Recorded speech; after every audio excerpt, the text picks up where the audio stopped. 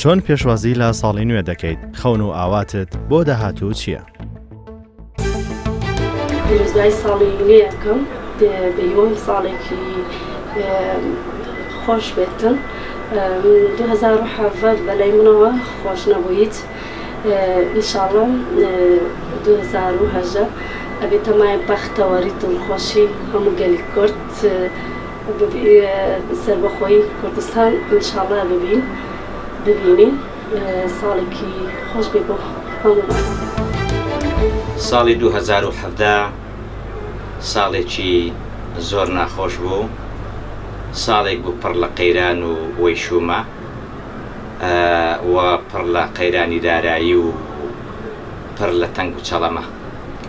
بۆیە هیوادارم ساڵی داهاتوو ساڵی 2018 ببێتە ساڵی ئاشتی و پێکەوە ژیان و خێر و خۆشی بۆ وڵاتەکەم و بێتە مای خۆشگوزەرانی بۆ هاوڵاتیان و گەلەکەم. زۆر سپاس. ساڵی 2017 خۆشی تێدا هەبوو کە خۆشیەکەش ئەوە بوو پرسی ڕیفراندۆم و ڕیفراندۆمان بەسەرکەوتووی ئەنجامدا. بەس پاش ڕیفراندۆ کە نامەتێک توشمان بوو شەڕی بینی جێشی عێراقی و لەگەڵ ئێمە کە هێرشیان کردنە سەر کوردستان و دەربارەی ڕیفراندۆ. بەس ئینشاڵڵا داوا لەخوا دەکەین یعنی ئەم ساڵی 2018 ببێ بە خۆشی ببێ بە ئاشتی سەتاسەری عێراق بە کوردستانیشەوە.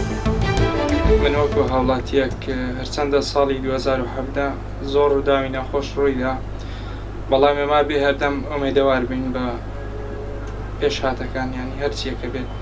داواکارین لە هەموو هاوڵاتیان و هەموو بەرپرسان بەخۆیان نابچنەوە بەو هەڵانی کە چووە بتوانین هەتاوەکو بناغەیەکی جوان بۆ کوردستان بنیاد بنینەوە و خزمەتی میلەتەکەمان بکەین.